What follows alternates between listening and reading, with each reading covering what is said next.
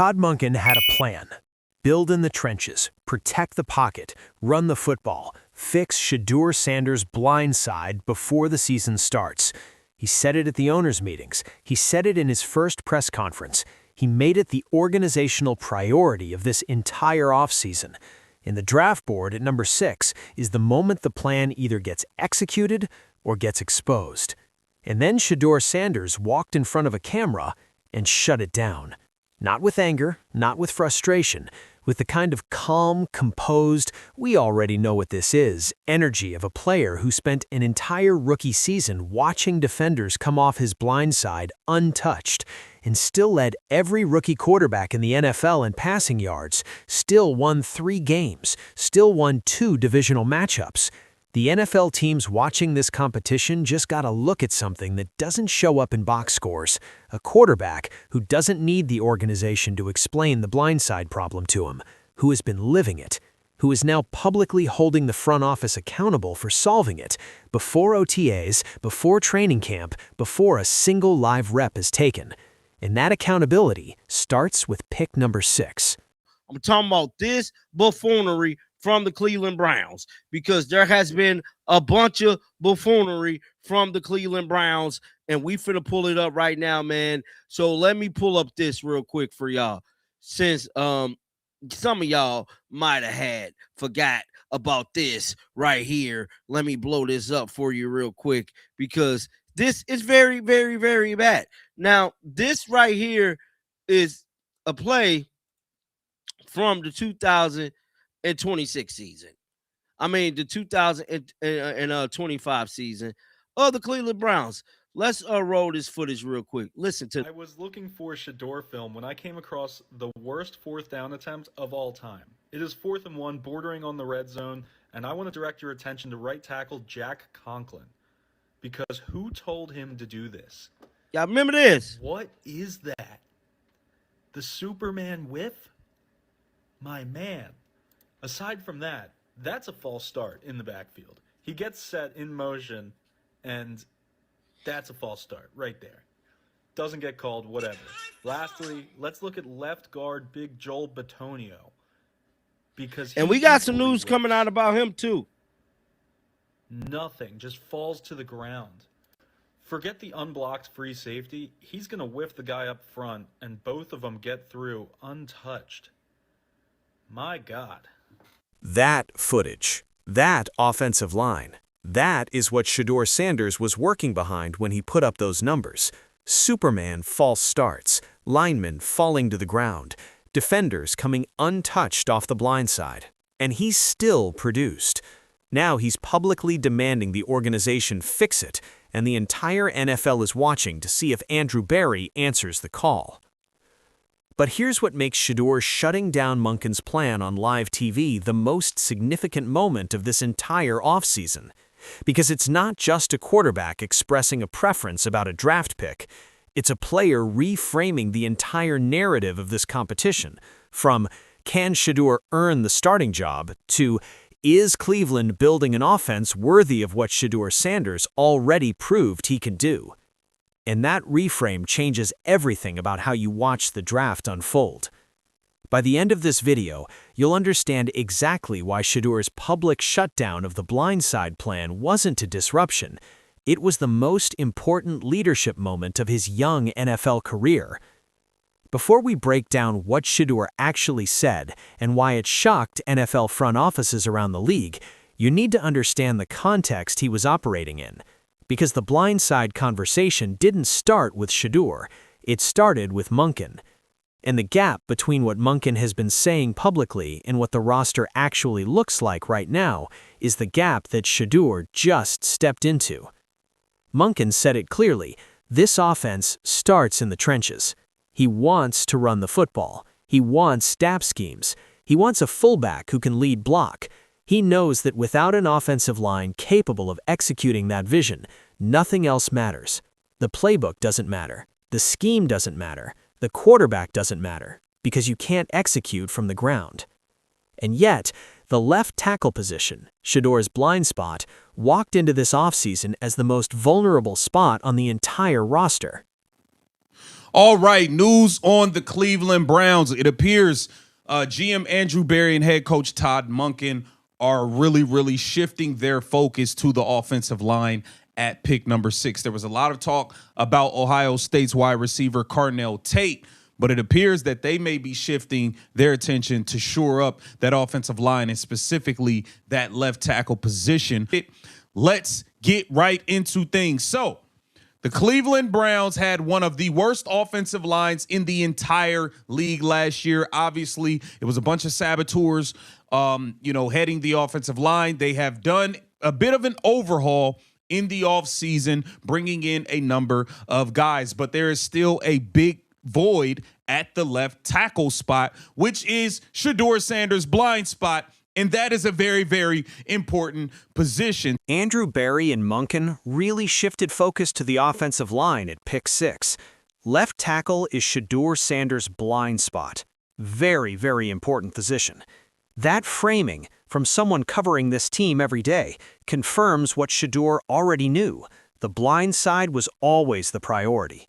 The question is whether the organization acts on it before it becomes a problem again, or waits until the footage from another lost season makes the case for them.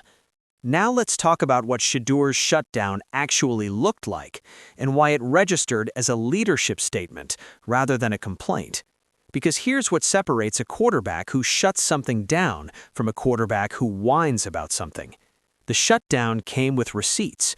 Shedeur didn't complain about not having a left tackle. He produced the evidence, his own performance numbers, his own winning record, his own leadership of a locker room that made the blindside conversation about organizational accountability rather than individual grievance.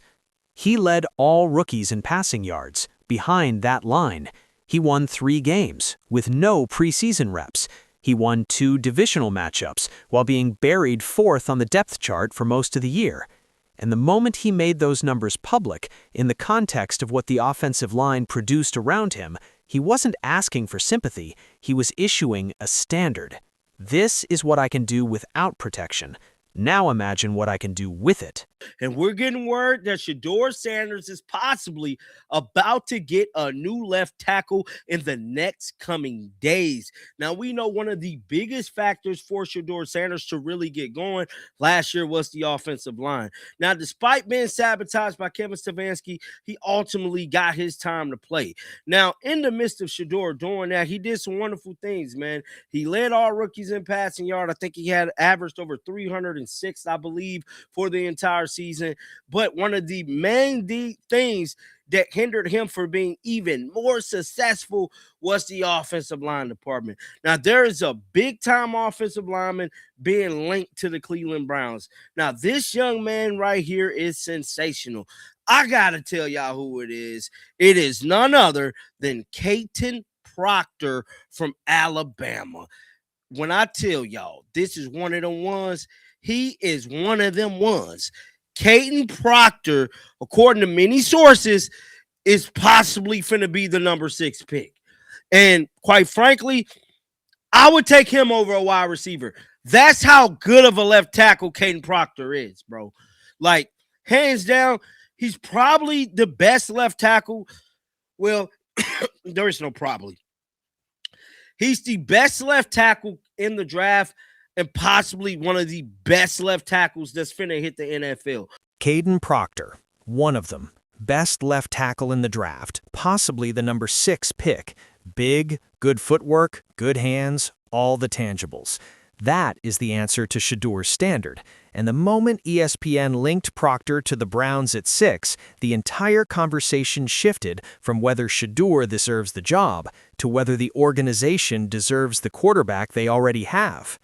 And that shift, from evaluating Shedeur to evaluating Cleveland, is the leadership move that shocked NFL front offices, because quarterbacks don't usually flip that script this early in their career, certainly not in year 2, certainly not coming off a 5th-round draft position and 7 starts.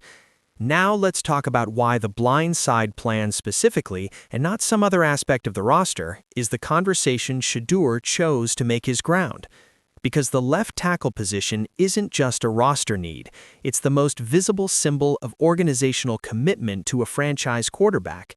When a team takes a left tackle high in the draft, especially at 6, they are telling the world, we believe in this quarterback enough to invest our most valuable asset in protecting him. Not wide receiver route running, not defensive end pass rush, the quarterback's blindside. And the Browns have a specific history with this decision that makes the conversation even more loaded. I do like Caden Proctor, but as Scott was talking about, like, I was shocked because Jordan Reed was the one who had that nugget this week in his story for ESPN where he said he's hearing that the Browns really like Caden Proctor, potentially at 6. To me, that's too early for Proctor. If they really want Proctor, I think you can wait even if you have to trade back up a little bit to get him. I don't think you have to take him at 6 because I think at that point I would take Carnell Tate over Caden Proctor because it's like he's a better player overall, I think, grade-wise in this class than Proctor is. And if we're talking best player available, that makes sense. Is it part trauma for you? That's the thing. That's the thing that I think is interesting. It's a great question because I think everyone already has PTSD about what happened with Jed Wills. Mm-hmm. Doesn't help that he wears the same jersey, right? Alabama. Doesn't help that one of the knocks on him is effort and consistency. Everyone has PTSD about what happened with Jedrick Wills. Same jersey, same school, same consistency concerns on tape, and the credentialed reporter who covers Alabama flat out said consistency is the biggest issue, and you see it on the tape. That is the shadow Proctor carries into this draft. And it's the shadow Shedeur's shutdown of the blindside plan forces the organization to reckon with directly. Because here's what the shutdown says. Shedeur knows the risk. He's watched the Will story. He understands what a failed left tackle investment costs a franchise, and specifically what it costs the quarterback whose blindside that tackle was supposed to protect. And he's publicly stating that the risk of inaction is greater than the risk of the pick. Don't wait on the left tackle because you're scared of Jedrick Wills. Take the best one available, because what you're asking me to do without one is already on tape, and I already proved I can survive it. Now let me show you what I can do when I don't have to. Now here's what the rest of the roster situation tells you about why this moment was necessary and why Shedeur chose this specific week to shut down the plan publicly. Because the blindside conversation doesn't exist in isolation. It exists inside a roster that is losing pieces simultaneously, and the combination of those departures, real and speculated, makes the pick at 6 the most important individual draft decision this organization has made since the Watson trade. Joel Bitonio, the anchor of the left side of that offensive line, is potentially holding out, potentially done, potentially leaving a void that makes the left tackle situation even more urgent than the depth chart currently reflects. Well, word on the street is that Big Joe, right, is possibly holding out on the Browns because he really don't want to play there, but he's not ready to retire. So he's trying to see if any other teams want to get him. Well, I hate to be the bearer of bad news, but it's been free agency, Big Joel Bitonio, and it don't look like nobody want to sign your old ass. So you might as well just hang it up because as of right now, you're leaving a nasty, nasty taste. Holding out, not ready to retire, but nobody signed him, leaving a nasty taste in the organization. That is the left side of the line before the draft even happens, and if Bitonio doesn't return, the blind side isn't just a preference, it's an emergency. And Shedeur's public shutdown of Monken's plan landed in exactly this context, forcing the conversation before the situation becomes critical rather than after. And then there's Jerry Jeudy, the wide receiver who worked out with Watson while Shedeur was building his facility relationship with the new coaching staff, the receiver Fox Sports projected heading to Atlanta. Now, this isn't the only trade news that's coming out about the Browns. There's more that is coming out as well, but we're going to talk about this. So, Raf V of Fox Sports projects the Browns to trade wide receiver Jerry Jeudy to the Falcons in exchange for a 2026 second-round pick, reuniting him with former head coach Kevin Stefanski. Whoa. Then it goes on to say, new Falcons coach Kevin Stefanski knows the upsides and downs of the 27-year-old Jerry Jeudy. And he knows he needs a number 2 wide receiver currently either Johnny Johnson. I'm not even going to pronounce that brother name. And he will fill that role. Now, Judy had a terrible last year. But in 2024, he caught 90 passes for 1,229 yards with Jamison Winston, Deshaun Watson, Darian Thompson Robinson, and Bailey Zappi throwing him the ball. He'll be a huge help for number one wide receivers Drake London and Tua if they decide to do this. And I'm going to tell you right now, let's make it happen, K-Fed. Go ahead and get your boy, dog. Send him packing, doing Shedeur a favor. Receivers not catching the ball held up his process last year. If Judy goes, Cleveland needs weapons. If Bitonio goes, Cleveland needs a left tackle. If you're drafting at 6 and you can only get one of those things, and Monken has been telling you all offseason that the offense starts in the trenches, the blindside answer isn't complicated. Shedeur already made that argument for you, on live TV, with his numbers from last year attached. Todd Monken had a plan, and Shedeur Sanders didn't shut it down because he disagreed with it. He shut it down because it wasn't moving fast enough, because the footage from last season already exists, because the blind side has been vulnerable since Jack Conklin did Superman on 4th and 1, because Joel Bitonio might not be coming back, because the left tackle class is top-heavy, and the best one available might be gone if Cleveland blinks. The NFL teams that are shocked right now aren't shocked by what Shedeur said. They're shocked by how he said it, with numbers, with receipts, with the composure of a player who has already survived the worst version of this problem and is now publicly demanding the organization solve it before it defines his second year the way it threatened to define his first.